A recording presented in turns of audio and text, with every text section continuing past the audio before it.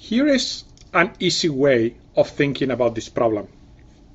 Let's look first, or begin with the best that the monopolist can do, or the best solution for monopolists, given that only type 1 buys in equilibrium. So remember that type 1 looks like this. The first unit, the second unit has a value of 20. The second unit has a value of 15. And every additional unit has a value of 0. Okay? Now I claim that in this particular case, the monopolist can get the full surplus, the full social surplus, with setting a P1, a price of 1 equals to 20, a price of 2 equals to 15, and a Q bar equals 1. And in this case, it gets a producer surplus equal to the social surplus equals to 100 times 35, which is $3,500. Now, it's easy to see why this is the case.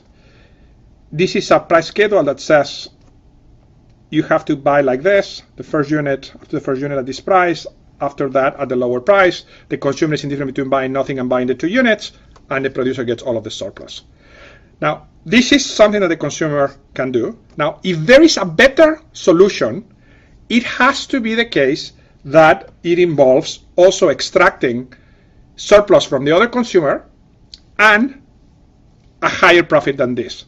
So now let's look at the best solution for monopolies given that type 2 buys something. And there are 2 cases that we want to look at. So in case 1, the other person just buy 1 unit, type 2, and in the other case, type 2 buys both units. Okay.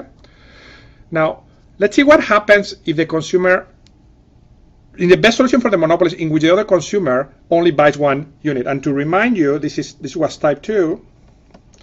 The prices, the benefits for type 1 were at 10 and at 5, 1, 2, and then 0, 0, 0, 0. Okay. Now clearly the goal of the monopolist is to keep this price P1 as high as possible to extract also as much revenue from type 1, sorry, this is type 1 and this is type 2, as possible. The best they can do then is set P1 equals 10. That leads type 2 to buy 1 unit, but not the second unit, and it still extracts some revenue from the first type who buy both units. In this case, the producer surplus is equal to 100 times 10 plus 100 times 10.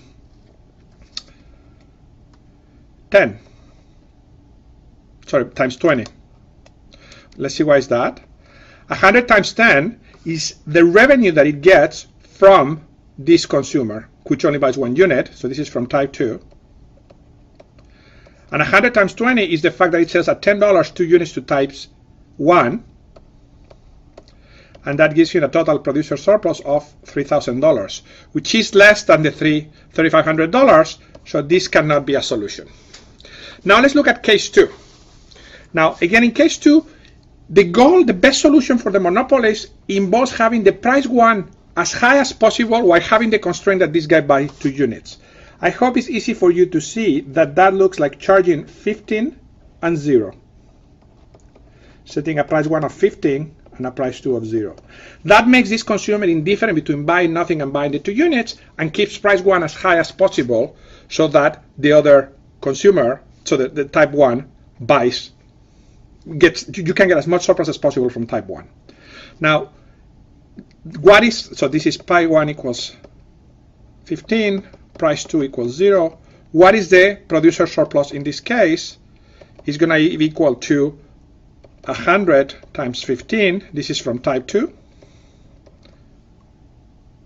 Remember, they get nothing from the second unit because it's at 0, plus 100 times 15 from type 1, because they sell still both units, but they only get a revenue for the first one. And again, this is equal to $3,000, which is not as good as the solution in which only the first consumer buys. So what we get is only the first consumer buys, is recruited to buy at the best possible solution, and the monopolist extracts all of the social surplus from that consumer, but none of the social surplus for the second consumer. And although this is not part of the question, notice that the solution is not Pareto optimal.